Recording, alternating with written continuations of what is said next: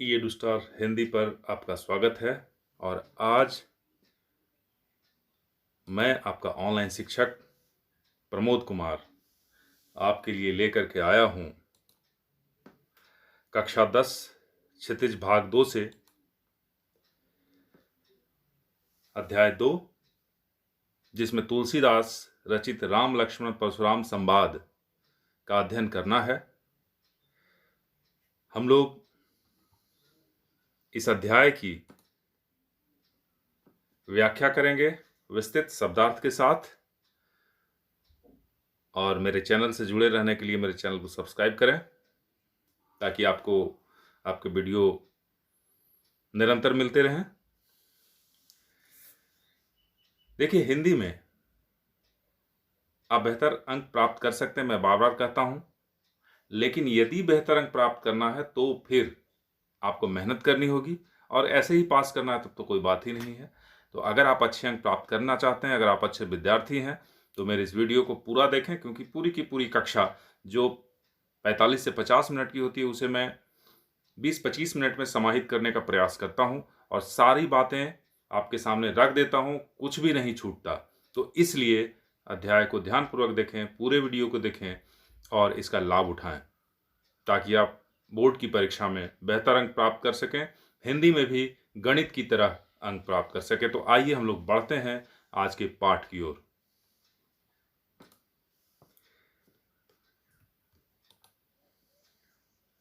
देखिए, आज हम लोग सबसे पहले तुलसीदास के बारे में जानेंगे, क्योंकि तुलसीदास का पाठ पढ़ना है, उनके रामचरितमानस से यह भाग लिया गया है। तो उससे पहले हम लोग तुलसीदास के बारे में थोड़ा जानें कि तुलसीदास जो भक्तिकालीन कवि थे, महान भक्त कवि थे।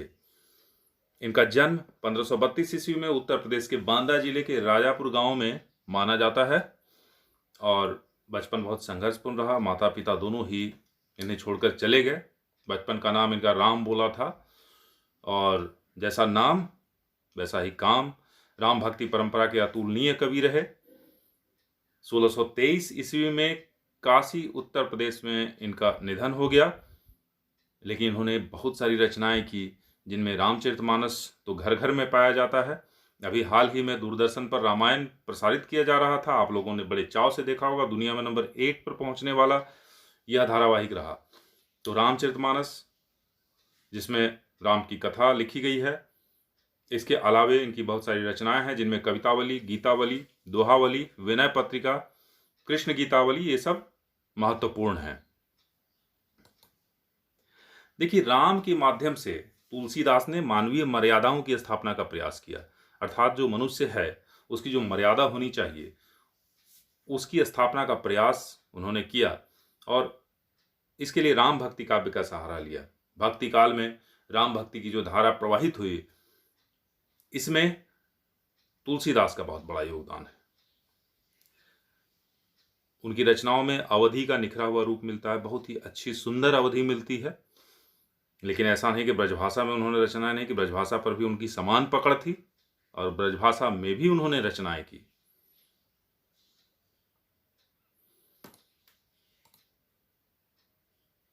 तो तुलसीदास का जो राम लक्ष्मण परशुराम संवाद है, थोड़ा इसके बारे में हम लोग जान लें। तो यह रामचरितमानस से लिया गया है, रामचरितमानस में उद्धृत है, जिसे आप हम रामायण के नाम से जानते हैं। यद्यपि रामायण नाम से जो ग्रंथ लिखा गया था वह महर्षि वाल्मीकि ने लिखा था। और सीता स्वयंवर के समय, सीता स्वयंवर में सीता के पिता राजा जनक के द्वारा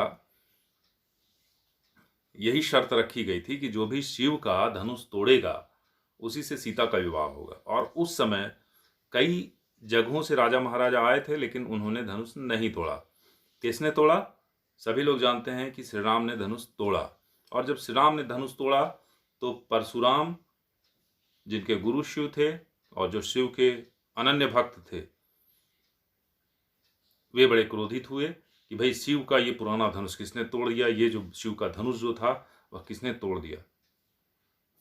और तब क्रोध में परशुराम राजा जनक के दरबार में आते हैं और पूछते हैं कि धनुष किसने तोड़ा। और उसी दौरान राम लक्ष्मण और परशुराम के बीच जो संवाद होता है उसे तुलसीदास ने बड़े ही रोचक तरीके से अवधी भाषा में रामचरितमानस में सम्मिलित किया है। तो हम लोग उसी को पढ़ेंगे जो आपकी 10वीं कक्षा के पाठ 2 में उसे सम्मिलित किया गया। तो आइए हम लोग बढ़ते हैं आपके राम लक्ष्मण परशुराम संवाद अध्याय की ओर।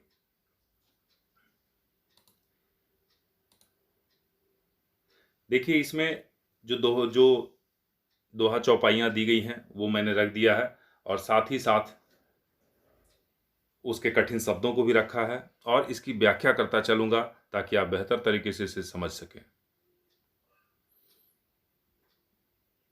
तो क्रोध में परशुराम आते हैं और पूछते हैं धनुष किसने तोड़ा।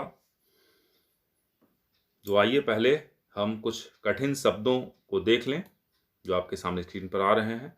तो भंजनिहारा मतलब भंग करने वाला, रिसाई क्रोध करना, रिपु शत्रु, बिलगाऊ अलग होना, अवमाने अपमान करना, लरिकाई बचपन में। क्योंकि अवधी भाषा में लिखी गई है इसलिए सारे शब्द आपके लिए थोड़े नए प्रतीत होते होंगे, तो इन्हें याद करना होगा।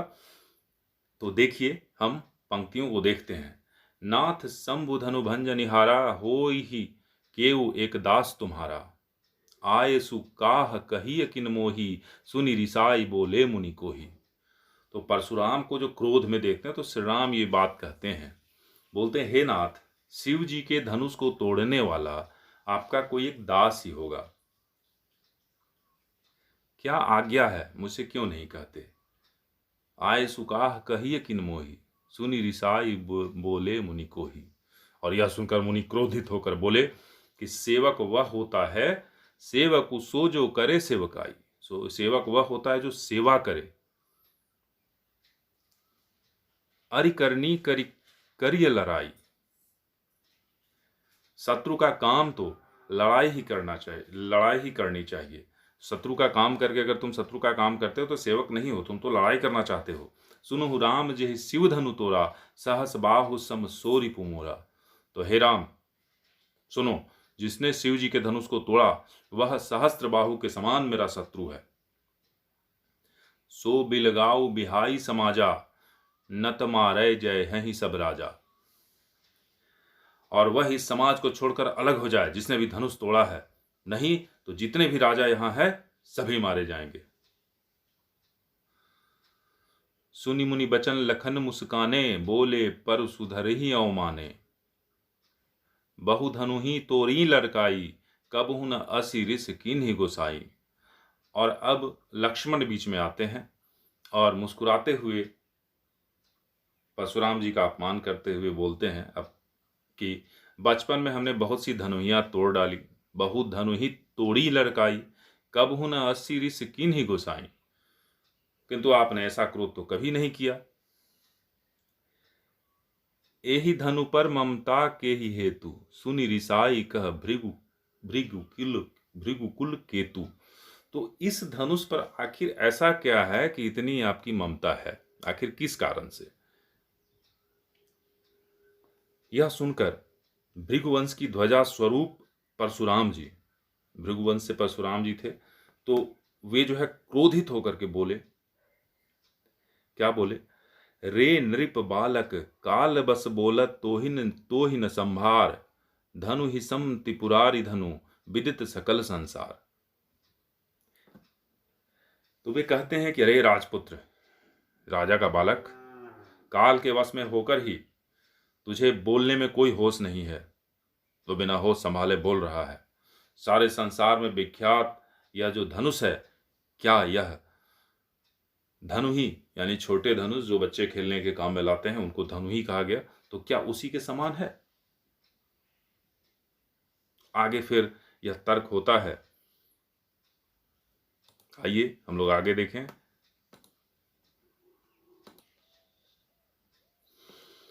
तो अगली पंक्तियों की ओर हम आते हैं और इससे संबंधित जो कठिन अर्थ है वे आपके सामने स्क्रीन पर आ रहे हैं। परशु फरसा, जो कि परशुराम जी का प्रसिद्ध शस्त्र है और इसी के नाम से उनको परशुराम भी कहा जाता है। कोही मतलब क्रोधी, महिदेव ब्राह्मण, बिलोक देखकर, अर्भक बच्चा, तो इनका जहाँ प्रयोग होगा आप ध्यान देंगे। तो अब आगे लक्ष्मण जी कहते हैं, लखन कहा हंसी हमरे जाना, सुनहु देव सब धनुष समाना। तो लक्ष्मण जी हंसकर कहते हैं, हे देव सुनिए, हमारी जानकारी में तो सभी धनुष एक से ही हैं। हमारे ज्ञान के अनुसार तो सभी धनुष जो हैं वे एक से ही हैं। का क्षति लाभ जन जुन धनु तोरे, देखा राम नयन के भोरे। तो इस पुराने धनुष के तोड़ने में क्या हानि लाभ। रामचंद्र जी ने तो इसे नवीन के धोखे से देखा था। उन्होंने गलती से भ्रम से देख लिया कि यह नया है। छुअत टूट रघुपति हूं न दोषू, मुनि बिनु काज करिए कत कोसू। फिर वे कहते हैं कि लेकिन यह तो छूते छूते ही टूट गया, अब इसमें रघुनाथ जी का तो कोई दोष नहीं है। हे मुनि, आप बिना कारण ही क्रोध कर रहे हैं। क्यों क्रोध कर रहे हैं? कत रोसु, क्यों क्रोध कर रहे हैं? तो हे मुनि, आप बिना कारण के ही क्यों क्रोध कर रहे हैं? बोले चितई परसु की ओरा, रेसठ सुने ही सुभाऊ न मोरा। बालकु बोली बधऊ नहीं तोरी, तो ही केवल मुनि जड़ जान ही मोही। तो परशुराम जी को गुस्सा आता है। वे फांसी की ओर देख करके बोलते हैं, अरे दुष्ट, रे सठ, अरे दुष्ट, तूने मेरे स्वभाव के बारे में नहीं सुना? मैं तुझे बालक जानकर नहीं मारता हूं। बालक को बोली बधऊ नहीं तो ही, केवल मुनि जड़ जान ही मोही। और तू मुझे निरा मुनि ही समझता है। बाल ब्रह्मचार्यति को ही विश्व विदित क्षत्रिय कुलद्रोही। तो मैं बाल ब्रह्मचारी और अत्यंत क्रोधी हूं, और क्षत्रिय कुल का तो शत्रु के रूप में विश्व भर में विख्यात हूं। विश्व भर में मुझे जाना जाता है कि मैं क्षत्रियों का मैंने कई बार नाश किया है। भुजबल भूमि भूप बिनु किन्ही, विपुल बार मही देव नहीं दीन्ही। फिर वे आगे कहते हैं, अपने बारे में बताते हैं कि अपनी भुजाओं के बल पर तो मैंने पृथ्वी को राजाओं से रहित कर दिया और बहुत बार उसे ब्राह्मणों को दे डाला। सहस बाहु भुज छेदिन हारा, परसु बिलोकु महीप कुमारा। तो हे राजकुमार, सहस्त्र बाहु की भुजाओं को काटने वाले मेरे इस फरसे को देख।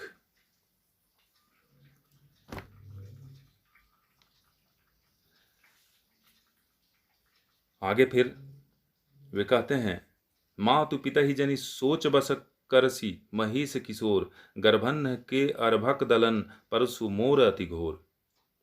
तो तू अपने माता पिता की सोच के वश न कर, मेरा फरसा बड़ा भयानक है, यह गर्भों में बच्चों का भी नाश करने वाला है। तो इसलिए तू मुझसे इस प्रकार से बात मत कर। तो लक्ष्मण जी जो मजाक करते हैं उनके साथ, इस पर परशुराम का क्रोध जो है वो बहुत ज्यादा भड़क जाता है, और तब वे इस प्रकार से लक्ष्मण को भयभीत करने का प्रयास करते हैं, अपनी बात को रखते हैं।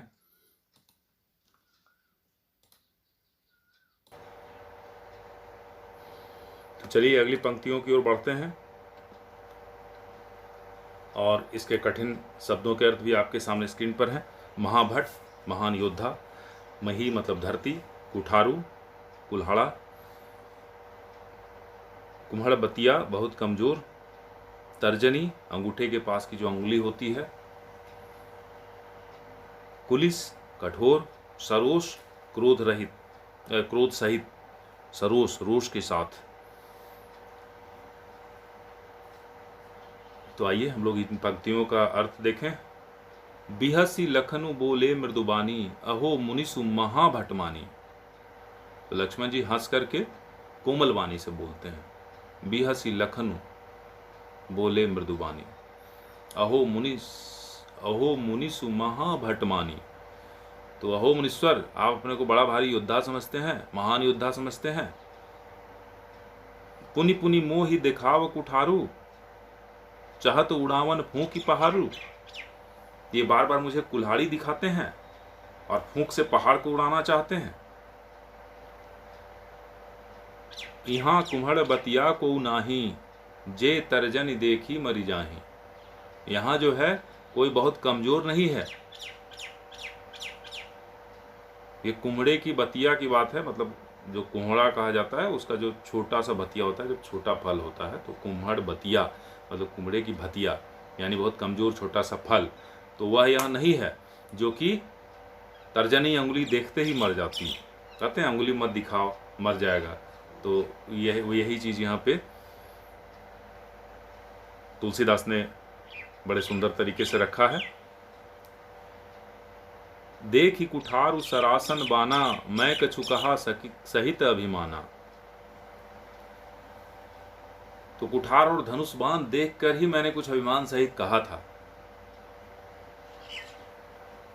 भृगुसुत समझी समुझी जनेऊ बिलोकी, जो कछु कहूँ सहूँ रिस रोकी। तो भृगुवंशी समझकर और यज्ञोपवीत देखकर, तो जो आप कुछ कह रहे हैं उसे मैं क्रोध को रोककर सह लेता हूँ। ये लक्ष्मण जी की वाणी है जो कि और भी परशुराम जी को चिढ़ाने का काम करती है। सुर महिसुर हरिजन अरुगाई, हमरे कुल इन्ह पर न सुराई। तो कहते हैं पुनः लक्ष्मण जी की देवता ब्राह्मण भगवान के भक्त और गाय, इन पर हमारे कुल में वीरता नहीं दिखाई जाती। बधे पाप वप कीरति हारे, मारत हूं पाप पर ये तुम्हारे।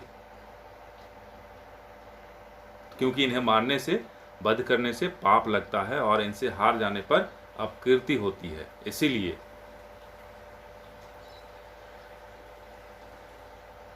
कोटि कुलिस सम बचनु तुम्हारा, व्यर्थ धरहु धनुबान कुठारा। तो आप मारे भी तो आपके पैर पड़ने चाहिए, क्योंकि इनका वध नहीं किया जाना चाहिए। किसका भाई? तो देवता का, ब्राह्मण का, भगवान के जो भक्त हैं, हरि के जो जन हैं, और गाय जो है, और हमारे कुल में जो है इन पर आघात नहीं किया जाता। और आप जो हैं सो तो आप पर हम लोग हमला, ये आप पर जो है आप मारे भी तो आपके पैर हमें पड़ने चाहिए, क्योंकि मार हूँ पा पर ये तुम्हारे। कोटि कुलिस सम वचनु तुम्हारा, व्यर्थ धरहु धनुबान कुठारा। तो आपका एक एक वचन ही करोड़ों वज्रों के समान है। आप जिस प्रकार से बोल रहे हैं, जो क्रोधित हैं, तो आपका एक एक जो वचन है वही तो वज्र के समान पड़ रहा है। धनुष बाण और कुठार तो आप व्यर्थ ही धारण करते हैं। जो बिलो की अनुचित कहेऊं, क्षमहु महामुनि धीर, सुनि सरोस भृगु बंसमणि, बोले गिरा गंभीर। तो इन्हें देखकर मैंने कुछ अनुचित कहा हो तो उसे हे धीर महामुनि क्षमा कीजिएगा। यह सुनकर भृगुवंशी परशुराम जी क्रोध के साथ गंभीर वाणी बोले। तो क्या गंभीर वाणी बोले, हम लोग आगे देखें।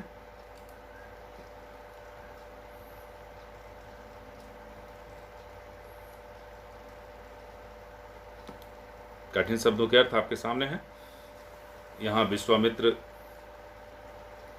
जो कि इन दोनों अयोध्या के राजकुमारों को लेकर के आए थे, राम और लक्ष्मण को, वहाँ राजा जनक के दरबार में, तो उनकी ओर अब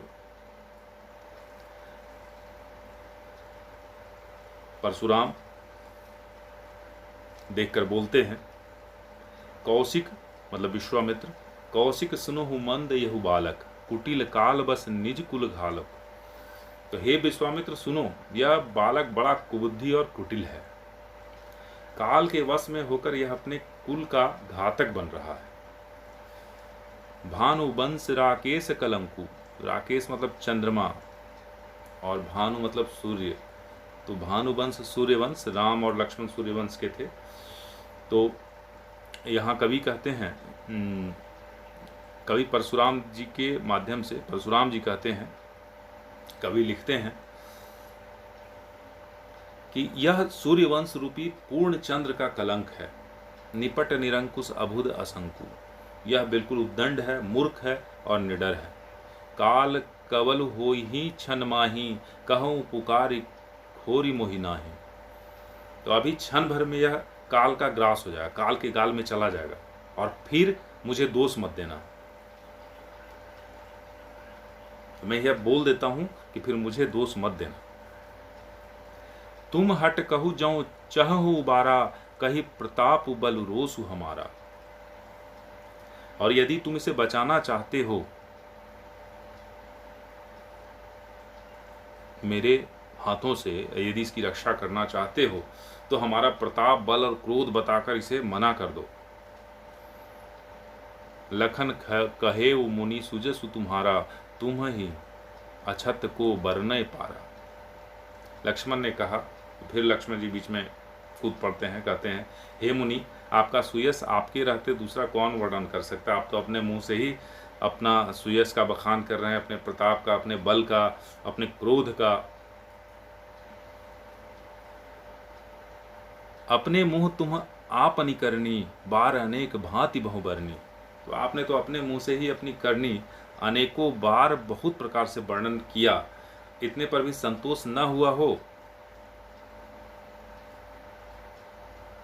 तो नहीं संतोष तब पुनि कछु कहूँ हूँ। यदि संतोष न हुआ तो फिर से कुछ कहिए। जान इस रोग की दुसह दुख सहूँ। क्रोध रोक कर असह्य दुख मत सहिए। ये क्रोध रोकने में जो आपको दुख हो रहा है, इसे सहने की जरूरत नहीं है। आप जो है कहिए, अपनी बातों को कहिए, हम सुनने के लिए तैयार हैं। बीखति तुम धीर अछोभा, गारी देत न पावहूं शोभा। आप वीरता का व्रत धारण करने वाले धैर्यवान और क्षोभ रहित हैं, गाली देते शोभा नहीं पाते।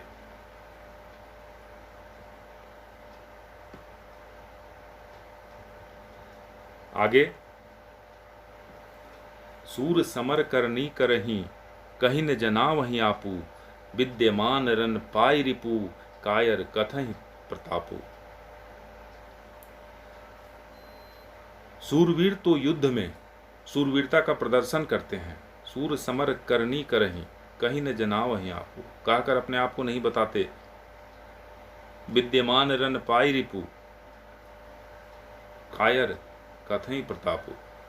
शत्रु को युद्ध में उपस्थित पाकर तो कायर ही अपने प्रताप की डिंग मारते हैं। तो इस प्रकार से लक्ष्मण जी ने पूरी तरह से परशुराम जी को क्रोधित किया, उनके क्रोध में घी डालने का काम किया, उनके क्रोध की जो अग्नि भड़क रही थी उसमें घी डालने का काम किया।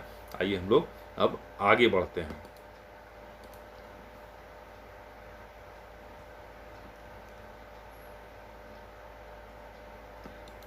और कठिन शब्दों के अर्थ भी आपके सामने। बद जोगु, मारने योग्य। अकरुण, जिसमें करुणा न हो, करुणा रहित। गाधि सुनु, गाधि के पुत्र यानी विश्वामित्र। अयमय, लोहे का बना हुआ। तो अब आगे की पंक्तियां। तुम तो कालु हाक जनु लावा, बार बार मोहि लागी बुलावा। सुनत लखन के बचन कठोर, परसु सुधारी धरेउ कर घोर। तो यहां फिर कहते हैं कि तुम तो कालु हाक जनु लावा। ऐसा लगता है कि तुम तो काल को बुलाने के लिए बार बार जो है हाक लगा करके उसे मेरे लिए बुलाते हो।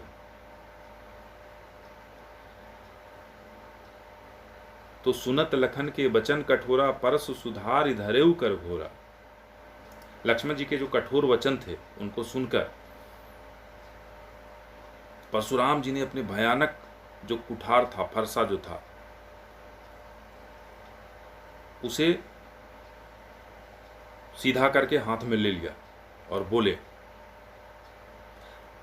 अब जनि देई दोषु मोहि लागू, कुटुबादी बालकु बध जोगु।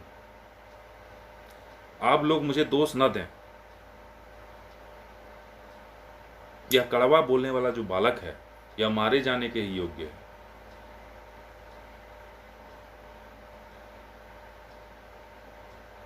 बाल बिलो की बहुत मैं बाँचा, अब यहु मरनिहार भा साँचा। तो मैंने तो इसे बालक देख करके बहुत बचाने का प्रयास किया, लेकिन यह सचमुच मरने को ही आया है। कौशिक कहा क्षमी अपराधु, बाल दोष गुण गणहीन साधु। अब विश्वामित्र बोलते हैं, विश्वामित्र जी बीच में आते हैं, बोलते हैं अपराध क्षमा कीजिए, और बालकों के दोष और गुण को तो साधु लोग गिनते ही नहीं हैं, तो आप क्यों इस बालक की बातों पर ध्यान दे रहे हैं। खर कुठार मैं अकरुण को ही, आगे अपराधी गुरुद्रोही। तो परशुराम जी बोलते हैं तीखी धार का कुठार, मैं दया रहित और क्रोधी, और यह गुरुद्रोही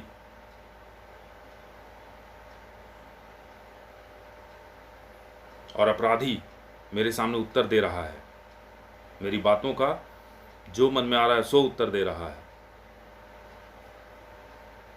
उत्तर देत छोड़ हूं बिनु मारे, केवल कौशिक सील तुम्हारे। इतने पर भी मैं जो इसे मारे बिना छोड़ रहा हूं, सो इसका कारण हे विश्वामित्र तुमसे जो मेरा प्रेम है, बस यही है। न त ये ही काटी कुठार कठोरे, गुर ही उरीन होते उश्रम थोरे। नहीं तो इसे इसी कठोर कुठार से काट कर थोड़े ही परिश्रम से गुरु से उरीन हो जाता।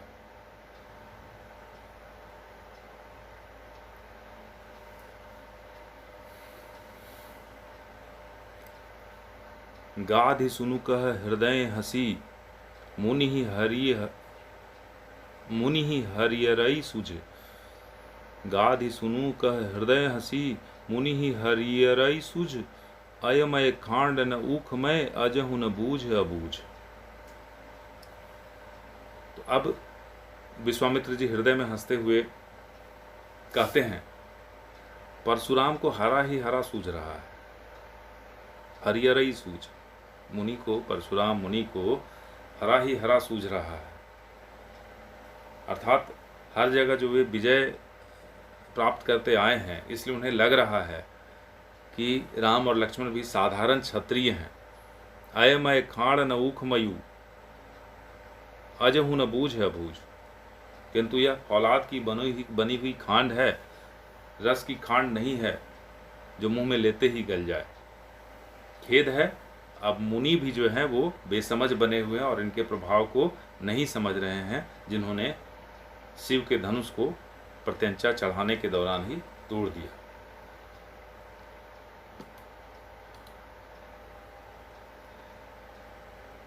आगे की पंक्तियों को देखते हैं।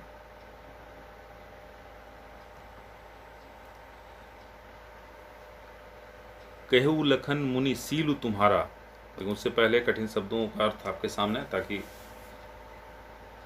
समझने में दिक्कत ना हो। कहेऊ लखन मुनि सीलु तुम्हारा, को नहीं जान विदित संसारा। लक्ष्मण जी फिर कहते हैं कि हे मुनि, आपके प्रेम को कौन नहीं जानता, वह संसार भर में प्रसिद्ध है। माता पिता ही उरिन भय नीके, गुरु ऋनु रहा सोच बड़ जी के। तो आप माता पिता से तो अच्छी तरह उऋण हो ही गए, अब गुरु का ऋण रहा, जिसका जी में बड़ा आपको सोच लगा हुआ है, उसकी चिंता लगी हुई है। सो जनु हमरे ही माथे काढ़ा, दिन चली गए ब्याज बड़ आढ़ा। तो वह मानो हमारे मत्थे जो है आप डाल रहे हैं और बहुत दिन बीत गए, इससे ब्याज भी बहुत बढ़ गया होगा।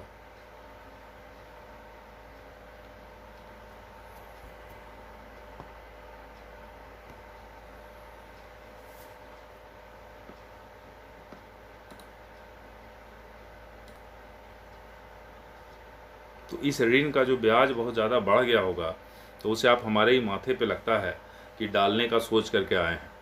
अब आनीय व्यवहार या बोली, तुरंत देऊं मैं थैली खोली।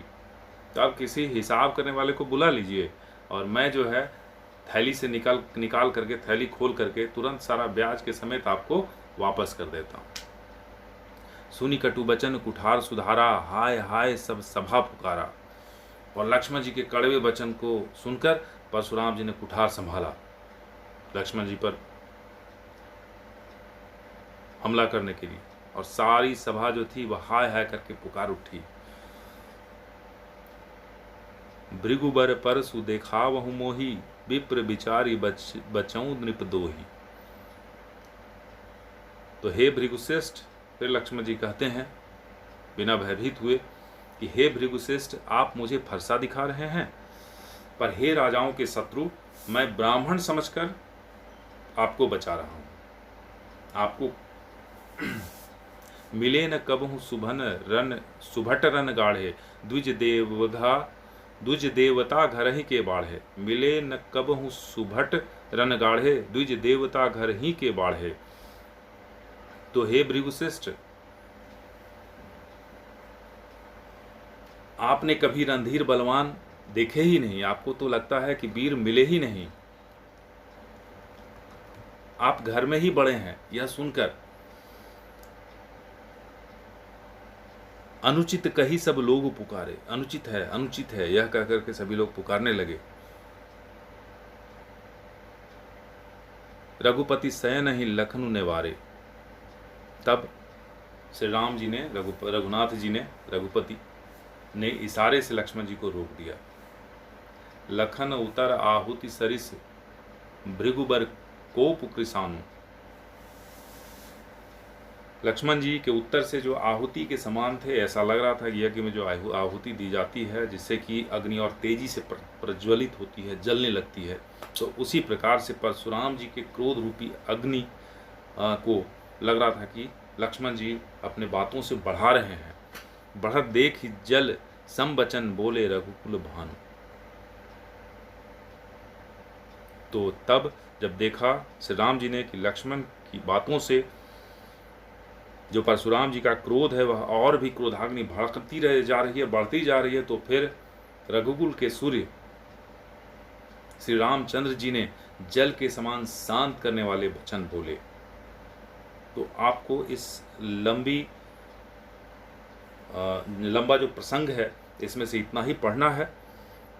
तो उम्मीद है कि आपको सारी बातें समझ में आ गई होंगी, और इसी प्रकार से आपकी कक्षाओं के वीडियो मैं लाता रहूँगा। पूरे वीडियो को देखें ताकि आपको अच्छे से पाठ समझ में आ जाए, क्योंकि काव्य विशेष करके हिंदी खड़ी बोली में नहीं है, यह अवधि में है, तो इसमें थोड़ी समझने में दिक्कत होती है। इसलिए आप इसे बेहतर तरीके से समझें। एक एक पंक्ति को मैंने स्पष्ट रूप से उसका अर्थ बताते हुए समझा दिया है। उम्मीद है कि आपको वीडियो पसंद आया होगा, और इस चैनल से जुड़े रहें, और आगे भी आपके लिए आवश्यक वीडियो आते रहेंगे, अनिवार्य वीडियो आते रहेंगे आपकी कक्षाओं से संबंधित हिंदी विषय के। तो अगर वीडियो पसंद आया हो तो लाइक करें, शेयर करें, और चैनल से जुड़े रहने के लिए सब्सक्राइब करें। धन्यवाद। मिलते हैं अगली कक्षा में।